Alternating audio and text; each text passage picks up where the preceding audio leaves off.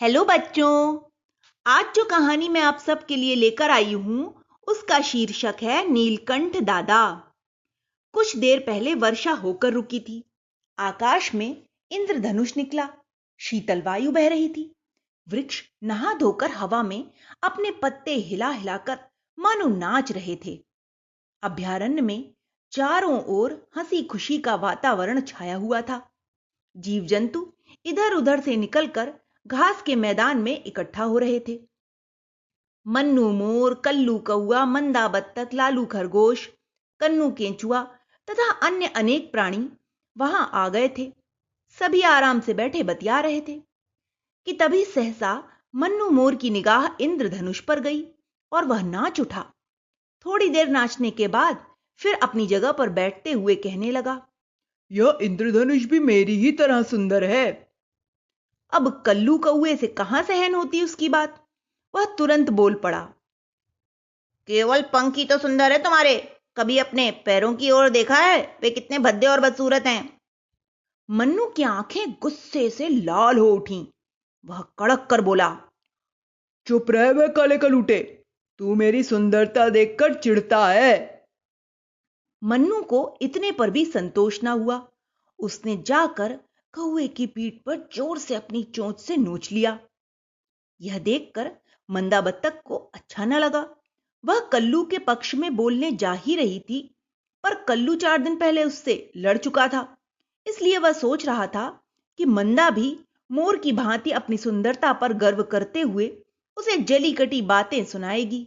वह कर्कश स्वर में जल्दी से बोला, हाँ हाँ रानी जी, तुम्हें भी अपने दूध जैसे रंग का, शरीर की सुंदरता का बड़ा गर्व होगा। कहने सुनने में जो कमी रह गई हो उसे तुम भी पूरा कर दो। यह सुनकर मंदा को गुस्सा आ गया। वह बोली, तू जरा धीरज से सुनता तो सही कि मैं क्या बोलने जा रही हूं। तू शरीर से जैसा कुरूप है, वैसा ही मन का काला और अक्ल का मोटा है। तुझे व्यवहार की सभ्यता तक नहीं पता कि पहले दूसरों की बात सुन ले तब अपनी कहें। मंदा बत्तख और कल्लू कौए की नोकझोंक सुनकर लालू खरगोश दांत निकाल कर हंस पड़ा। कन्नू केंचुए को यह बहुत बुरा लगा। वह बातचीत के बीच में ही बोल पड़ा, वाह भाई साहब, दूसरों पर कितना हंसते हो। कभी अपने कान भी देखे हैं? लगता है कि ना जाने तुमने कितनी गलतियां की हैं, जो तुम्हें भगवान ने खींच खींच कर इतने लंबे कानों वाला बना दिया। कन्नू की बात सुनकर गुस्से से दांत निकालकर मूंछों को फड़फड़ाते हुए बोला, अरे मुर्गिल्ले, सूत का पास, तू चुप ही रह, ज्यादा बकवास न कर। कहीं ऐसा ना हो कि मेरे पैरों से ही कुचल कर मर जाए। इन सबकी सारी बातें पेड़ पर बैठे नीलकंठ दादा बड़ी देर से सुन रहे थे। वे सोच रहे थे कि आपस में ही ये झगड़ा निपटा लेंगे, पर जब उन्होंने देखा कि लड़ाई कम होने की अपेक्षा और बढ़ती चली जा रही है, तो उन्होंने बीच में बोलना ही उचित समझा। पेड़ की ऊंची डाल से ही वह बोले, बच्चों, इतने सुहाने मौसम को लड़ झगड़ कर क्यों बर्बाद कर रहे हो? आपस में स्नेह और भाईचारे से रहो, सुख और शांति से जियो और जीने दो। देखो दादा, ये मन्नू मोर कितना घमंडी है। कल्लू कौवा कितना धूर्त है। मंदा बत्तख कैसी कर्कशा है। लालू खरगोश कितना उद्दंड है। कन्नू केंचुआ कितना लड़ाकू है। जानवरों की ये आवाजें नीलकंठ दादा को चारों ओर से सुनाई देने लगीं। वे एक दूसरे की शिकायत कर रहे थे। तभी लालू खरगोश बोला, दादाजी, कृपया नीचे आइए और हमारे झगड़े का निपटारा कीजिए। हाँ दादाजी, आप ही आकर निर्णय कीजिए कि हम में से कौन कैसा है। सभी एक साथ कहने लगे। नीलकंठ दादा को अब पेड़ से नीचे उतरना ही पड़ा। वह फुर्र से उड़कर उन लड़ाकुओं के बीच में जाकर बैठ गए।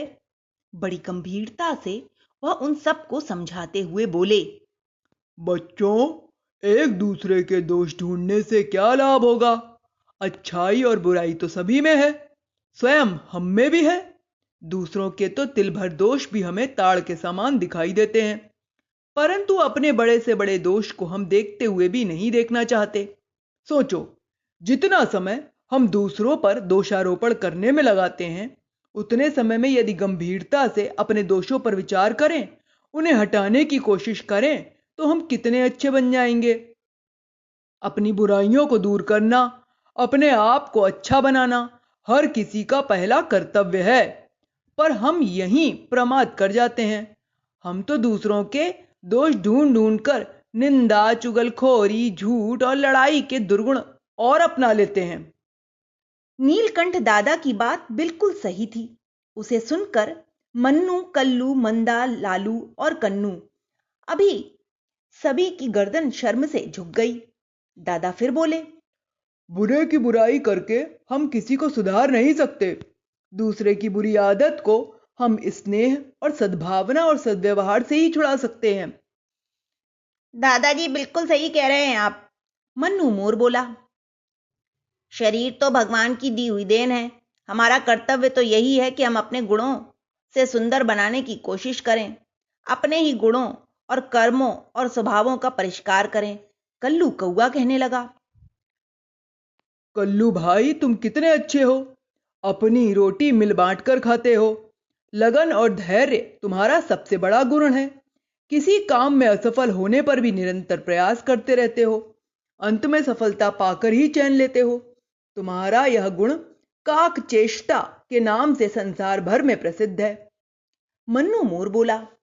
उसकी बात बीच में ही काटते हुए कल्लू कौआ बोला, बस बस भाई, मैं इतनी प्रशंसा के योग्य नहीं। आज से मेरी आंखें खुल गई हैं। अब मैं अपने दुर्गुण दूर करने की कोशिश करूंगा। फिर वह मंदा बत्तख से माफी मांगते हुए बोला, बड़ी दीदी, मुझे तुमसे इस तरह अभद्रता से बातें नहीं करनी चाहिए थी। गुस्से में मैं अपना आपा ही खो बैठा था। मेरे कहने सुनने को माफ करना। मंदा बोली, भैया, तू भी मुझे माफ करना। मैं भी तो तुझसे बड़ी कठोरता से बोली थी। कौन कैसा है इसकी पहचान उसके व्यवहार से होती है। बाहर से सुंदर होने से क्या, व्यवहार की मधुरता और वाणी की मृदुता भी तो सुंदरता होती है। सुंदर वही है जिसने अपनी वाणी में स्नेह और सौजन्य का उचित समावेश कर लिया हो। जैसा कि कहा भी गया है, प्रिय वाक्य प्रदानेन सर्वे तुष्यन्ति जंतवः, तस्मात् तदेव वक्तव्यम वचने का दरिद्रता। अर्थात प्रिय वचन बोलने से सब प्राणी प्रसन्न होते हैं, तो हमें हमेशा मीठा ही बोलना चाहिए। मीठे वचन बोलने में कंजूसी नहीं करनी चाहिए। उधर उल्लू, खरगोश, कन्नू केंचुए ये सब बैठे हुए थे। एक दूसरे से कह रहे थे, छोटे भैया, क्रोध के आवेश में मैंने तुमसे न जाने क्या क्या कह दिया। कैसा मूर्ख और अविवेकी हूं मैं। छोटी छोटी बातों पर उत्तेजित हो जाता हूं, अपना मानसिक संतुलन खो बैठता हूं। भाई, तुम क्षमा करना। अब मैं अपना स्वभाव ऐसा नहीं करूंगा। मैं उसे संतुलित करने की पूरी कोशिश करूंगा। ओहो, तुम कितने अच्छे हो, परोपकारी हो। तुम ही तो पृथ्वी के नीचे मिट्टी ऊपर लाते हो और भूमि को उपजाऊ बनाते हो। खेती को हरी भरी बनाने में तुम्हारा ही तो योगदान है। हमें कभी भूलना नहीं चाहिए।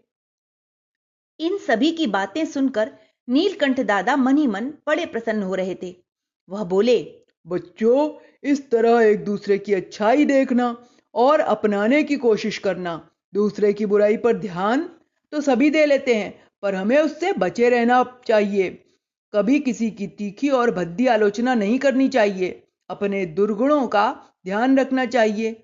उनकी कटु आलोचना करना और इसमें ढील न देना जीवन की सफलता का, अच्छे बनने का यह एक बहुत बड़ा रहस्य है। दादाजी, आपकी इस सुंदर सीख को हम सदैव याद रखेंगे। हम अपने आप को ऐसा ही बनाएंगे। सभी एक स्वर में बोले। फिर उन्होंने सिर झुकाकर नीलकंठ दादा को प्रणाम किया और खुशी खुशी अपने घर की ओर लौट चले।